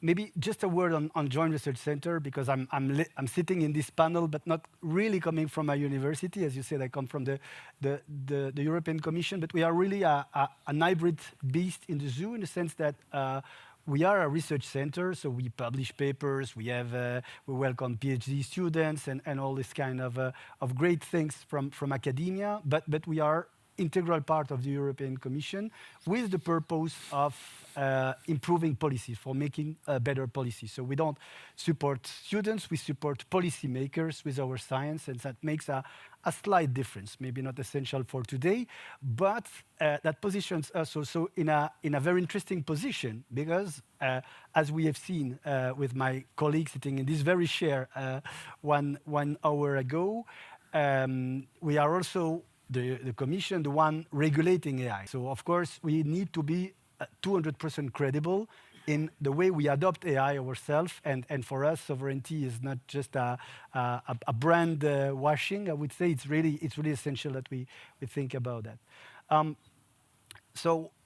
GPT at GRC has been started as a research project, and I'll come back to that. It's very important to understand how to build trustworthy AI. And because we were very early in the process with the GPT hype, it's already old history for us. Well, the IT department of the Commission came and found us. And it's a nice story because I think it illustrates a bit sovereignty in practice. No? They came and found us and they said, we have IT governance in the Commission, so you're a bit obliged to talk to those we have similar projects, which is, I think, a healthy thing, because then you don't indeed reinvent the wheel. And they were coming to us and say, okay, guys, we are obliged to talk to you, but we're busy because we want to sign a contract with a big GAFAM company. We will give them a lot of money, our souls, our data, and they will make AI work for us. So please don't waste our time. And we explained us how we approach the whole thing, which is, again, very similar to Piccolo, with a mix of cloud, a mix of local models, and all that carefully designed so that you can easily switch one provider to the other. And when they say that, they say, hold on a second, maybe we will get inspiration from you. And this is how GPT at EC is born. And now all the Commission is run with this very model that is similar to Piccolo, so I don't spend too much time redescribing it. So I said it's already old history because it started in 2023. And then 2023, 2024 were really explorations about this chatbot era, right? So what is it good for? And again, I heard in the panels today interesting elements that corroborate completely our research about what are the use cases for our public administration, what are the use cases for our research organization, and all that in a paper that we call The Proof is in the Eating. And it's really our motto, the proof of the pudding is in the eating. So we like to say we eat our own pudding. And when it's about AI, it's very important because we are aware of use cases. We solve real-life problems every day with RAG, with agentic AI and things like that. And that is really, virtuous, I would say, as a way of working. And indeed, these are the lessons learned that I wanted to deliver to you today about building as sovereign as possible LLM capability to the Commission. is that in our particular case, but I think it's very true for the universities as well, we saw a very virtuous circle between cooking the pudding, eating it, and even, I would say, giving the recipe to our colleagues and friends. So that positioned us as a research organization very relevant on policy initiative like AI in Science, where we have been collaborating with the GRTD to build it, or with the AI, more AI-specific legislation that we were talking about also earlier. So we are partners with the AI office on that respect. But because we work, we are really practitioners, we also discover upcoming issues. So for example, AI alignment is a very hot research topic for us, or AI evaluation. Because when you run Chinese models on premise and you see how they behave, how they reason, because don't forget that now we're entering in the agentic AI era. So for the moment, we are interested in LLMs because they are eloquent.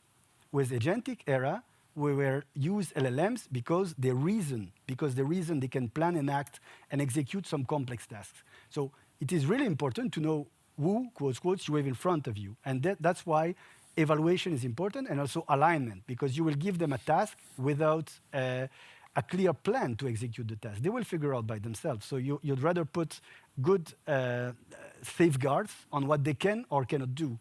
And we see it at the individual level with this hype around open claw or Maltbook or whatever you call it. So these individual agents that you can load on your computer and they work for you. But then they started doing some crazy things like disclosing your credit card details and things like that. You don't want that to happen in your organization. So it's important to have a very clear understanding about how these technologies work. And this is exactly what we are doing in this virtual circles. Also, very consistent with what has been said, cost models are not the same as in traditional IT. And I really like the point on mutualizing, because if you sum up, like, for example, 40,000 students, right?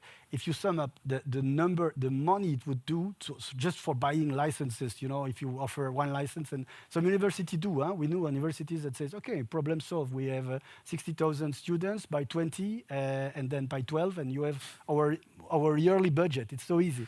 But for that amount of money, this is millions, right? You can buy already a pretty decent small infrastructure. And of course, you would say, who would look after it? But that's the beauty of it. If you are a university, you have researchers, right, in computer science. So maybe they can do part of the job, and you have that virtuous circle for you. Also, that was said for me, modularity is a must. We always believed in modular architectures, but here we have an additional incentive because you can plug and play some components.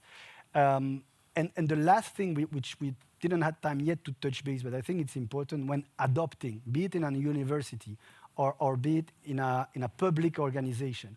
When adopting AI, it was slightly touched by one of the questions, you change the organization, right? And you even change, if you want it or not, the outputs of your organization and the perceived added value of your organization. So there is an entire strategic reflection that is very important. And it's important there, that's what we saw also in Jens's presentation, to have a strategic approach to it. It's not just about getting the tool, the fancy tool that everybody wants right now. It's about transforming your organization with AI, and that's also why I think the examples around the table were very relevant here. So that's all from my side. Okay, thank you, Bertrand. So we still have some minutes for a discussion first within the panel and then with the audience. I don't know whether you want to comment on the other, interventions among the panel. First, I'll ask you if you want to add something. Yeah, maybe I wanted to add something about the talk of Bertrand. The adoption of AI is really important, and that's the specificity of the university or the higher education in general, more than in any other public organization or public administration, is that we were in front of students that were way better than us in using tools, especially ChatGPT. And so we had to adapt, we had to adjust, as Yves said just before. And I think we have to give them the talk to think about the future of education at the era of AI. There are some initiatives also, some localized initiatives to give the talk to students to imagine what do they wait from AI in their way of thinking education, and this could help teachers to adapt, and this could help us to develop some frugal AI, which consume less water, less energy, and because they often have many ideas way better than us. And especially if we mix students from philosophy and students from engineering and students from informatics, for example. We had already done some citizen conventions or some students conventions where we lock them for 24 hours and say, okay, you just have to deal with AI in education. What could you do? And the ideas were very brilliant, and we should maybe multiply these initiatives to have some ideas and to have some good ideas for the future, I think. I would also make a comment. Try to bring out maybe some more nuance, because I think, Bertrand, we have a point where maybe we have a slight different angle on it. You said that the advantage of university is that they have a lot of researchers that could potentially help in the adoption of AI or in the maintenance or running of large language models. And I think here I would say that it's a slippery slope, because a lot of our AI researchers are already now increasingly asked to participate in all sorts of committees. So there's more and more pressure for them to deviate from the core task that they're basically hired to do and that they want to do themselves. They're of course interested in co-shaping how AI is taken up in an organization, but I think where the line is not quite clear. So that's why I was basically coming from the other direction, was rather making the point, or I would make the point that we should acknowledge that universities as a whole, not individual research groups, need to build up their own state-of-the-art AI expertise, so that there is a line to be drawn between people with a research profile and people that have broader responsibilities. But at least for how I would argue that at KU Leuven is, the lines are blurry, and it's a constant exchange that is required. So. Yeah, I think we say the same thing. Maybe, of course, if it's the same person, it's very heavy to carry, but still it's very interesting when in the same day you are in a committee about the future of AI in work, and the afternoon you're fixing a GPU infrastructure. At least I like it, I enjoy it, but at the level of an organization, I think this is really where the magic happens, where you have people indeed more policy focused, people more societal impact focused, and really the people who can do the hardcore AI. At least I witness it in the GRC, and I really enjoy it. Yes, maybe. Yes, Yves? Yeah, I think that a university should not develop a full infrastructure for the AI for all its students. It's just too expensive.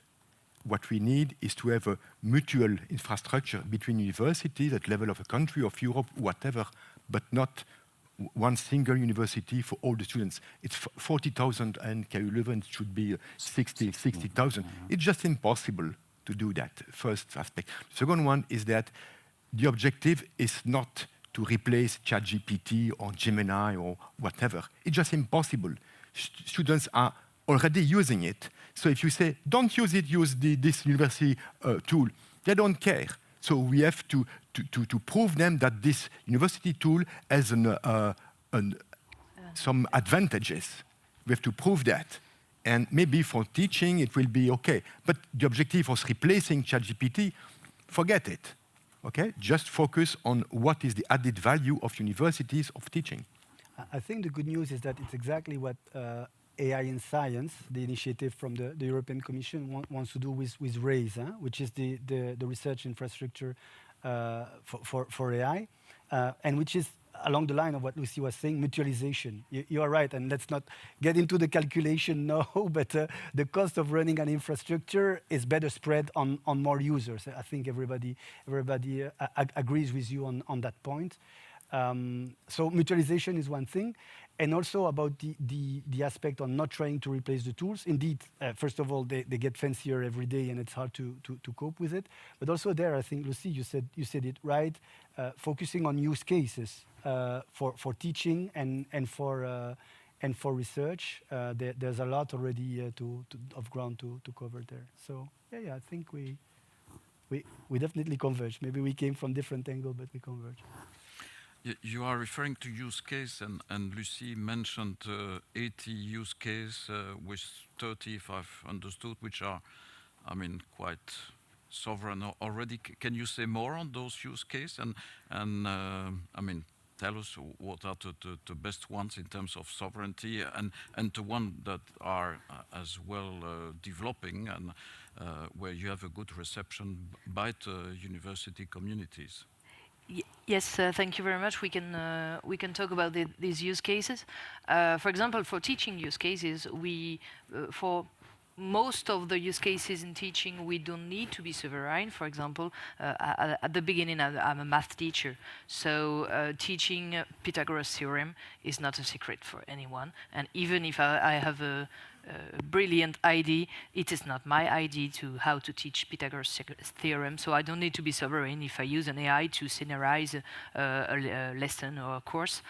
So in teaching, most of the time we can deal with non-sovereign AIs, and this is not a problem because this helps teachers to acclimate to AI, so to like, roughly said, to like ChatGPT and to say, okay, I will talk with ChatGPT to think about how I could do my lesson, how I could do my lesson tomorrow or in 10 minutes or stuff like that.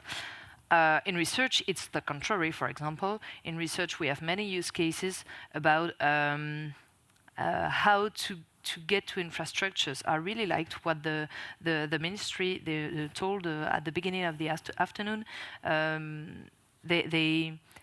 You implement in Belgium, I don't know the word in English, bac à sable, sandboxes, but regulated, and to help people to do things about AI.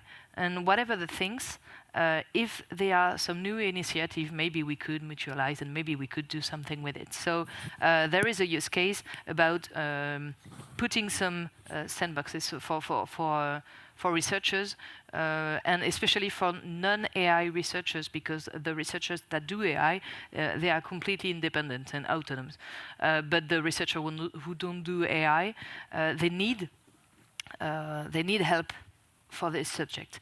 And afterwards, I would talk about the use cases for administrative staff, because the administrative staff needs a lot of formation to use some AIs, and here they manipulate some data which are really personal data. For example, the wages or all the personal data of the teachers, the researchers, and the students. And so they need sovereign AIs, and they often go to ChatGPT. It's called shadow AI. It's well known. So maybe we should try to give them, most of the time it's RAG. It's enough for them to give them answers. And when we do this, we cover about 80 to 90% of the 80 use cases, which is really good, a really good average. But we've not finished, of course. I'm surprised you didn't mention writing research proposals, because it's a good illustration that it's really a game changer, because submitting proposals and get funded is a game, if you want. And there, I find it fascinating, because everybody says, "Oh yes, that's good. That's an opportunity I can use to write better grant proposals." It's one of the use cases. But everybody does. And when, Yes. when a question was asked at the European Parliament to our Commissioner for Research and say that how will the Commission cope with all this excellent research written with AI, the answer was, well, we will use AI to evaluate it. So you see a bit the kind of strange games that we have and where it recomposes a bit the skills, but also all the usual mechanism on which research is delivered, I would say, throughout the society. Yeah? So I'm curious to see why you didn't mention that as a use case. Yes, I should have mentioned it. It's one of the use cases, and it's one of the use cases that make researchers completely agree, because when we talk about the use case of how about writing a research paper with AI, it is a long debate of hours of debate with the researchers. So, but okay, for writing funding papers, it's all right. But not to do the assessments. That's not the best use case, at least. And not about reviewing articles, yes. The AI Act would forbid it. Okay. We are close to the end. I don't know whether there are still comments within the panel. I have maybe a question to Yves on the reception already by the students, because I mean, it has been proposed as a beta version, and now we are a little bit beyond. So can you already say something about how the students and the staff reacts in terms of use of Piccolo, and how do you see the future? Okay, it was available to the whole community early February, so it's about a few weeks of evaluation now. So we have about 6,000 real users, and so the feedback is quite positive. So people who are using it say, "Okay, it's nice, but what's the difference with ChatGPT?" Okay, but a compliment. Okay, so of course, but the objective is not to have this tool. This is just the first step. The second step is to have these virtual coaches, and this is where we will have real an added value compared to ChatGPT. And once we will have this tool developed, it would be in early September, then we will be in competition with ChatGPT, and we hope students will switch to it, because teachers will say, okay, you can use the Piccolo for my class, but ChatGPT is not available for my class. Piccolo will do it, so maybe we think that students will use it. And what is nice for the staff, the objective is to provide confidentiality and security, especially for writing notes, for writing PV of meetings and so on. So the idea of confidentiality is also an important issue for the staff, and that's where Piccolo will make the difference. Maybe if I can stress, because coming back to your 4 scenarios, which were very interesting and I think very inspiring for other organizations willing to roll out, I think this is why you chose scenario 2, if I recall the number well, yes. Which is really the sweet spot, because the added value, as you described for the use case on students, is because compared to any other tool, is that the knowledge of UCL and the knowledge of the teachers will be preloaded. So, as Lucy said, in the case of learning, maybe you're not too worried that it would be elsewhere, but it's already there, so it's convenient, and that's interesting. But there are normally, in the other scenarios, your knowledge, either you give it away, like in the scenario 4, typically you give it away, and it's normally a no-go, but a lot of people do that in Shadow AI when you have sensitive or personal information there. But the other scenario, which is the 3, is usually, in that case, you have vendor lock-in, because you have in your enterprise, they will come. If you take every big company, they will come and they will say, no problem, we will install, but you will have to use our shared drive, our communication, and so on and so forth. And then for that very bundled price, your own organization will be run by us and by our AI. Exactly. With, so with scenario 2, yes, you're in the sweet spot. Yeah, we don't want Google or Microsoft to guide education in universities. if we just choose Microsoft or Google, it means that they are in control of what is done in universities. And in a few years, they will say, okay, we'll do it without you. We don't need you anymore. So we want to be in control to what is the role of universities.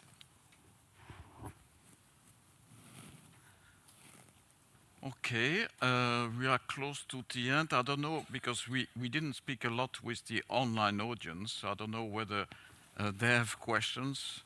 Okay, you take care of that. I can relate.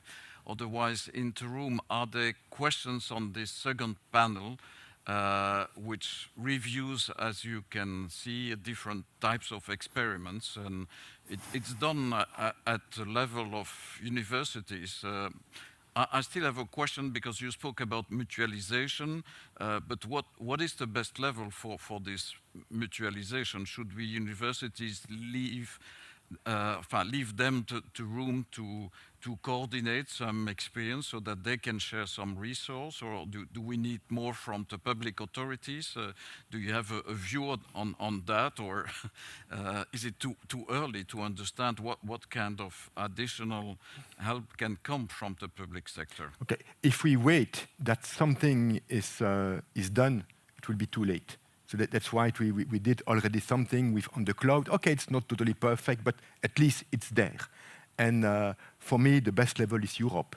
So my expectation is that Europe is providing an infrastructure where we can run those models, and we will choose an open source model or whatever, and then we will share this infrastructure with all universities and maybe another instance for administration, whatever. For me, that's the best level. Again, the modular architecture that you have taken, and we can look at the slide again because I think it's very interesting as well, is the winning choice there. Because, as you said, you could not wait, but the AI models, let's imagine that there is a mega procurement and that it's given for free to you. You just switch it, right?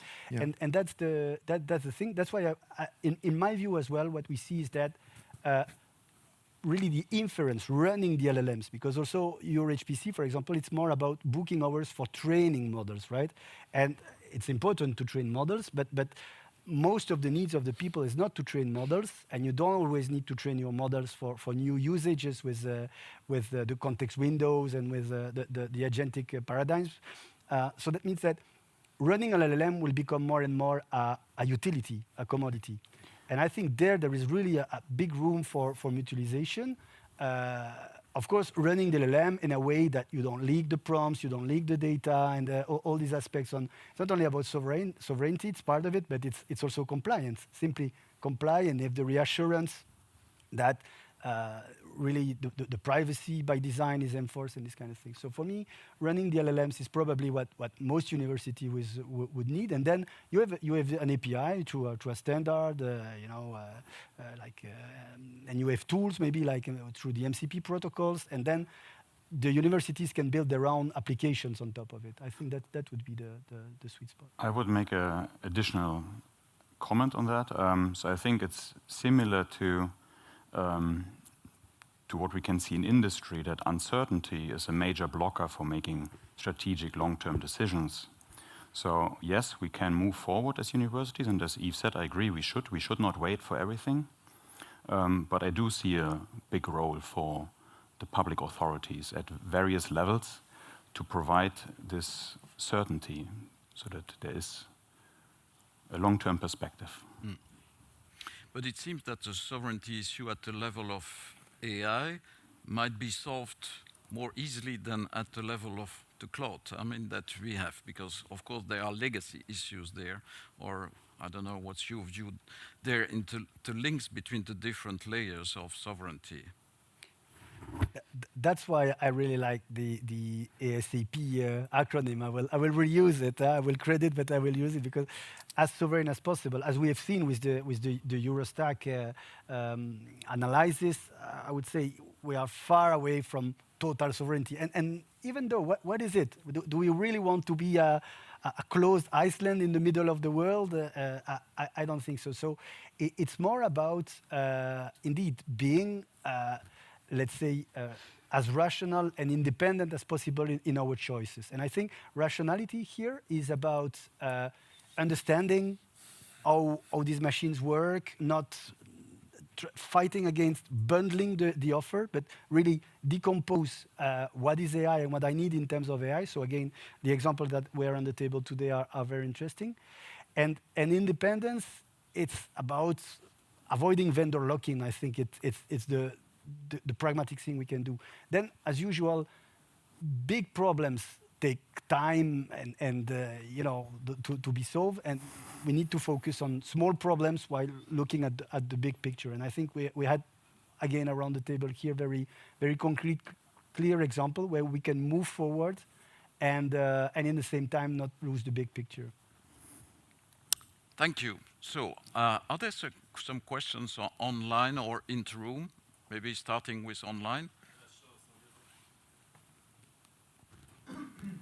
Hello. Voilà. Yes, sir. So we have a lot of people online, more than 300 at one point, and there are several questions.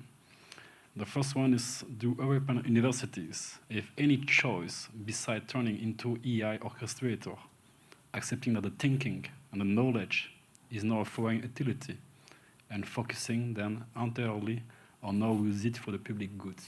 Was the first question. Then the other one, at the end of the day, is spending millions on sovereign tech reinvention just funding a digital museum of 2024 era US capabilities? Thank you. I don't know whether you want to react. I'm not sure. I got the questions clearly, but yeah. Maybe about just the training of AI models. You know that this is the most expensive in terms of ecological impact, and that was you mentioned it just 5 minutes ago.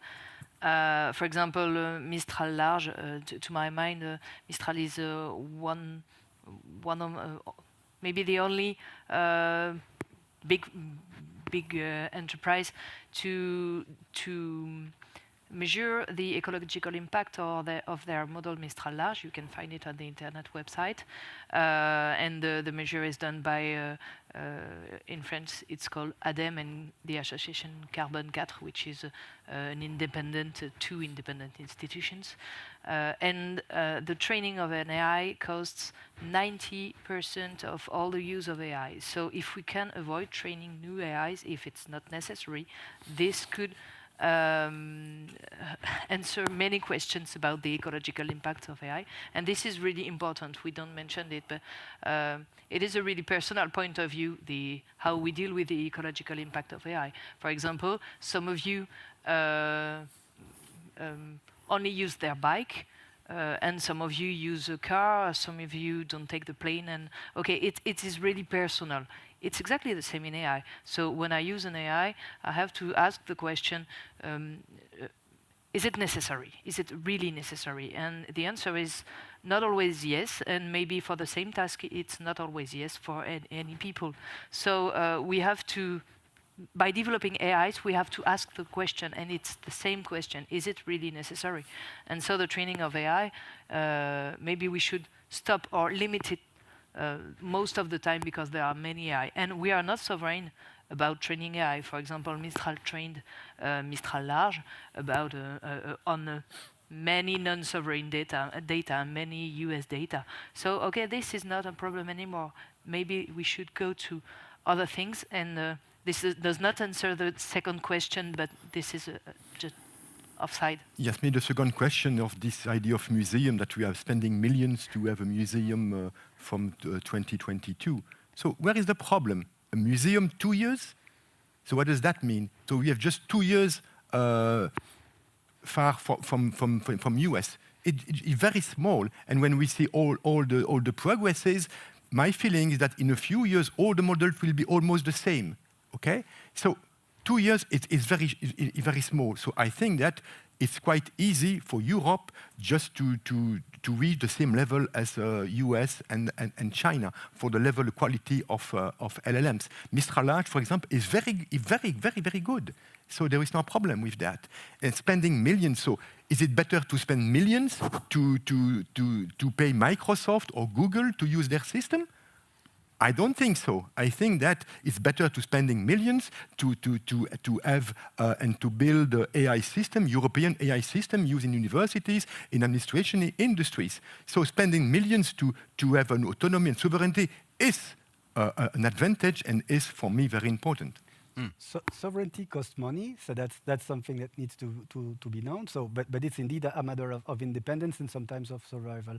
I think on that respect as well, it's interesting to look at the approach of the Chinese. In our system, we run locally some Chinese models for agentic applications simply because they are the best.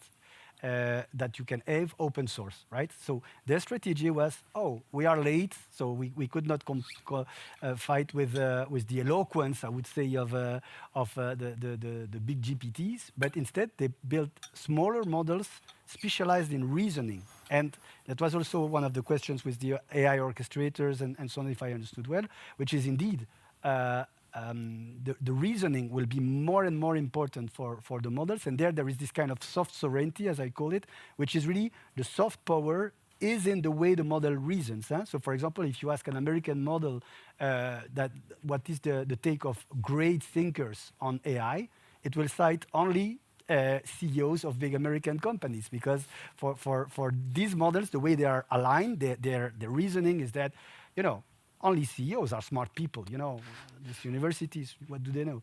So that's not what I think. That's what the American models make me think, and that's exactly what I wanted to get. And the same for Chinese models. You see that they are not at ease with some topics, right? And maybe these are the topics we want to talk to with our agentic AI systems. So I think it's very important indeed. It's not about not reinvent the wheel. It's not about winning the race, because what race? I mean, the way the Silicon Valley works is that they create the demand, and we are all here ecstatic because we don't have what the Silicon Valley does, but we never question in the first place is if it's what we need. So maybe we need indeed an AI that helps us to be faster, more clever, that deal better with knowledge, but we can build it our own way, and it's money well spent. I fully agree with that. Okay, is there a question in the room? Someone? Yes, you had already the opportunity for the first panel, but you can speak twice. Why not? If there is nobody else, yes, please. Yes, thank you. I get the sense that the discussion is about whether or not we're lagging behind the global economy, or whether or not we're fitting well in the generational gap in universities. But I think we're missing something very fundamental here as well, since we're talking about universities. And my question is whether or not we as academics still have something to say in the knowledge society in an era of AI. And if the answer is no, then whether or not we care about data sovereignty is irrelevant. Okay, well, that's a huge question. So I think that we should each ask to ourselves as members of the community. But I suppose that, I mean, at least for teaching, which is one of the mission of universities, you still need some people around. So for research, maybe in certain area, you will have a mix. But okay, I think that's another issue. I think it goes maybe a little bit too far. I have one concrete question. Usually, I mean, the decisions on IT equipment are made by the people in charge. And in the commission, for instance, it's not you, it's not your division, it's the directorate digit. But how do you see the relation between the people who have the money and who have to take the decisions and those like you who are pushing for a sovereign solution? Because I think it's important to convince them. They will have the final say at the end of the day. And how do you see this relation in, I mean, universities, but there might be the same issues in public administrations where those issues have always been dealt with the IT department, and usually they were left a little bit alone. They had a budget, and then nobody was, I mean, paying too much attention about what they did with it. Now we have this sovereignty issue. Does it change a little bit the dynamics? How do you see that? Because it's important, I think, in terms of process. If we want to be sovereign, we need to have those processes and maybe to have other organizations within the public sector. Yes, I personally think that, again, the expression game changer is very good here. I will do like my preferred LLM. I will cite a CEO of a big American company, NVIDIA, who said that in the future, the close future, the IT departments of organizations will be the HR department, but for agents, right? So they will have the duty to recruit the right AI agents. It's a bit caricatural, but it says what it means, right? It's that there will be this virtual workforce coming in, and then all the automations, all the business process automations that are classical in IT will be transposed into that challenge of finding the right bot for the right purpose. So I say that just to illustrate that indeed, totally the dynamic changes.